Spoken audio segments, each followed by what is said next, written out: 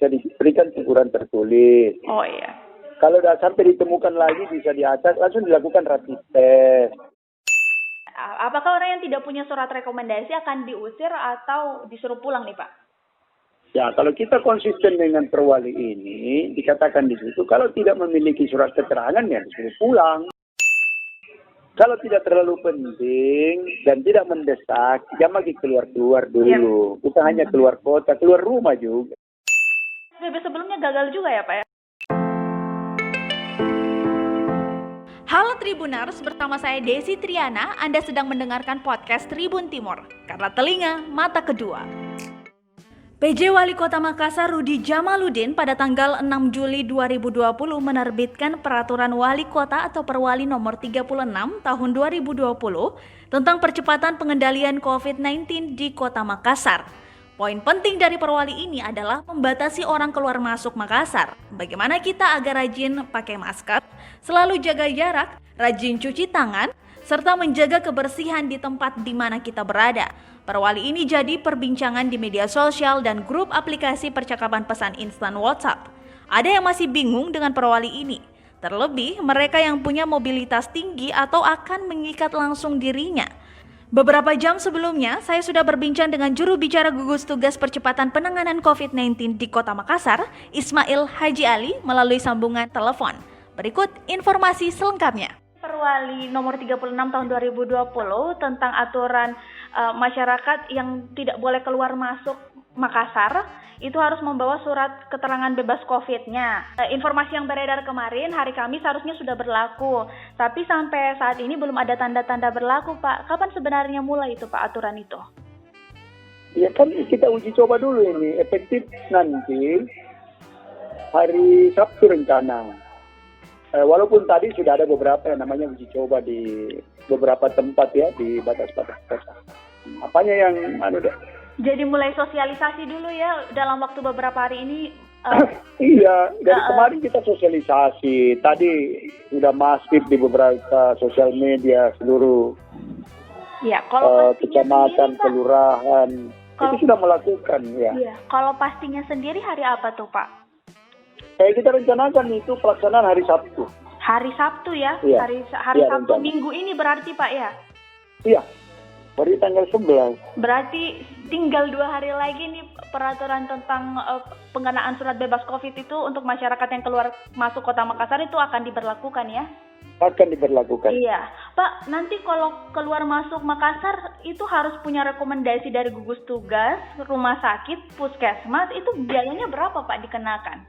Apa perlu juga harus menggunakan rapid test? Atau cukup surat rekomendasi saja? Ya, kalau yang namanya surat keterangan bebas COVID, ya harus rapid test dulu. Tak mungkin posko atau puskesmas atau tempat yang sudah ditentukan mengeluarkan surat keterangan bebas COVID kalau tidak ada hasil rapid testnya. Kalau untuk biayanya Pak itu kena berapa tuh Pak kalau rapid? Ya kalau biaya kan kita serahkan kepada orang yang membutuhkan di mana dia mau rapid. Kita tidak ada penentuan harga. Kalau untuk misalkan kayak di rumah sakit umum atau di puskesmas? Bukan kewenangan saya itu untuk menjawab. Ya karena ini kan kalau orang mau perjalanan berarti kebutuhan pribadinya, ya.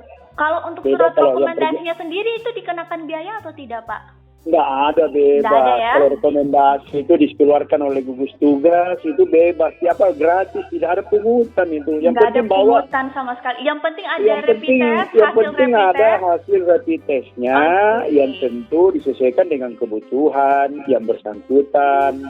Kalau cuma mau pergi jalan-jalan kan pasti banyak duitnya dong. Iya benar-benar. Atau mau kemana? Iya. Iya, nggak mungkin pemerintah mau jamin semua kan itu yang begitu. Kalau orang mau santai-santai, iya benar. Kecuali kalau ada keperluan, ya. Pak, kalau surat rekomendasinya sendiri itu berlaku sampai berapa hari ya Pak ya? Ya itu sama dengan sama dengan rapid testnya 14 hari kan, 14 diberikan hari, di dalam ya? peraturan nih. 14 hari berlaku, kalau pulang lewat ya harus rapid test lagi di mana deh. Dites lagi ya. Iya, dan tidak menutup kemungkinan walaupun 2 hari di luar kota, kalau kembali itu bisa saja diacak nanti di sampel. Jadi iya. tidak bawa rapid test bersih keluar dari Makassar, pulang nyantai-nyantai aja, ya bisa dirapid lagi di perbatasan. Yang sampai dia pulang bawa penyakit COVID. Iya. Begitu. Bahaya juga tuh Pak, nambah-nambah angka pasien positif lagi. Oh iya, makanya di dalam Perwali dan selalu kita sampaikan di kegiatan edukasi dan sosialisasi, kalau tidak terlalu penting dan tidak mendesak, jangan lagi keluar dulu. Bukan hanya keluar kota, keluar rumah juga. Jangan lagi pergi dulu karena saat ini kita lagi mau mempercepat penanganan COVID-19 ini. Iya. Apa yang mendasari PJ Wali Kota sendiri untuk menerbitkan Perwali nomor 36 tahun 2020 ini? Ya, yang mendasari itu yang menjadi pertimbangan, memang kita sudah pernah melakukan PSBB, sudah ada perwalinya. Kita sudah pernah menerbitkan juga perwali tentang protokol kesehatan. Ya, benar. Apakah PSBB sebelumnya gagal juga ya Pak ya? Sampai adanya penerbitan perwali ini? Kalau kata gagal tidak ada. Kita jadi kan selalu memaksimalkan, selalu berupaya. Pemerintah itu selalu mau bagaimana masyarakatnya sehat, bagaimana masyarakatnya tidak terpapar COVID, bagaimana masyarakatnya bisa beraktivitas, ekonomi jalan, sehingga lahirlah ini Perwali nomor 36 tahun 2020.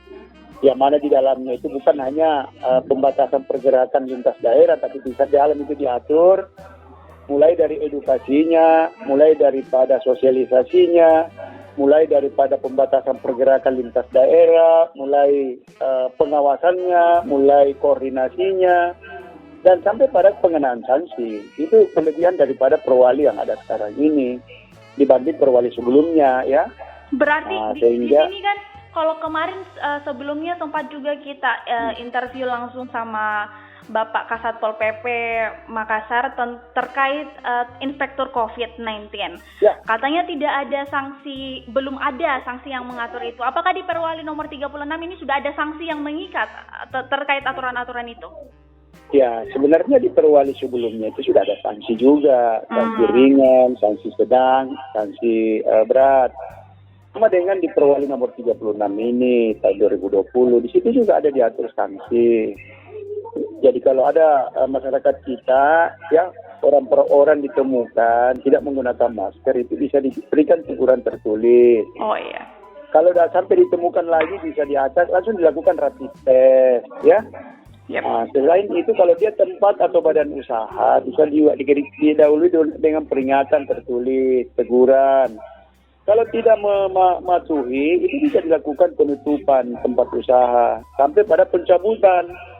Tapi Pak PJ Wali Kota ini kan, ya kita ini kan orang bilang dalam kondisi yang kita jangan terpapar corona, terpapar lagi ekonominya, sehingga beliau sampaikan Pak PJ termasuk Bapak Gubernur di dalam pelaksanaan daripada perwali ini kita lakukan secara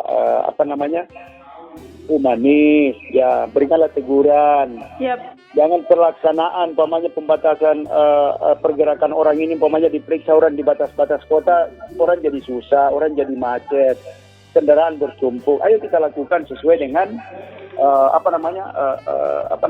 atas kesadaran dan secara humanis lah pendekatan-pendekatan ini dilakukan. Lagi-lagi secara humanis nih jawabannya. Hampir sama dengan jawaban Kasat Pol PP kemarin juga Pak. Katanya secara humanis. Tapi kan kalau kita berbicara dari segi humanis, apakah tidak ada sanksi tegas? Misalkan kayak kemarin saya dengar ada sempat pencabutan KTP lah dan lain-lain. Apakah tidak ada sanksi yang agak sedikit menyeramkan lah istilahnya Pak? Iya, jadi itu tadi yang saya sampaikan. Yang dari luar kota masuk kota bisa saja diacak, ya, disampel, dilakukan rapid test, ya. Kalau ditemukan ya tentu diarahkan untuk isolasi mandiri. Nah itu hal-hal yang demikian yang menjadi saya kira ya orang bilang seram-seram juga sih. Ya orang pemain merasa sehat. Berarti bisa dibilang sehat. bahwa sanksi yang berlaku di Perwali nomor 36 ini agak bertahap juga nih. Oh iya bertahap, karena di perwali itu kan sanksi itu kan sangat di situ sudah jelas di situ. Sudah jelas di situ di perwali di pasal 11 ayat 5 dikatakan setiap orang atau badan atau Siap. penanggung jawab kegiatan tempat usaha yang tidak melaksanakan ketentuan sebagaimana dimaksud pada peraturan dimaksud pada pasal 3 tadi, diatur di situ disebutkan dia dahului teguran tertulis. Kalau dia kumpul-kumpul tidak mematuhi protokol kesehatan, bisa lakukan pembubaran atas kegiatan yang dilaksanakan, baik orang maupun pribadi. Bayangkan kalau orang berkegiatan, baru datang inspektur COVID atau datang tim pengawas, melihat itu tidak patuh pada protokol kesehatan, dibubarkan itu. Jadi Ada tempat disuruh pulang umpamanya. atau diusir nih Pak? Ya, kalau dibubarkan itu kita bisa tahu sendiri. Kalau saya umpamanya duduk di satu tempat baru berkumpul beberapa orang baru tidak patuh, ya tentu meninggalkan tempat lah. Nah, yang keempat ya ada penutupan, atau yang ketiga penutupan tempat usaha. Kalau dia umpamanya tempat usaha, baik orang pribadi maupun badan usaha. Dan yang terakhir, yang paling keras itu bisa lakukan pencabutan izin usaha atau pencabutan izin kegiatan orang pribadi atau badan. Jadi sini sangat jelas sanksinya. Oh iya. Mudah-mudahan ini tidak perlu diterapkan. Jadi Oh, kalau iya. tidak diterapkan berarti orang sudah pada sadar, sudah pada memahami semua.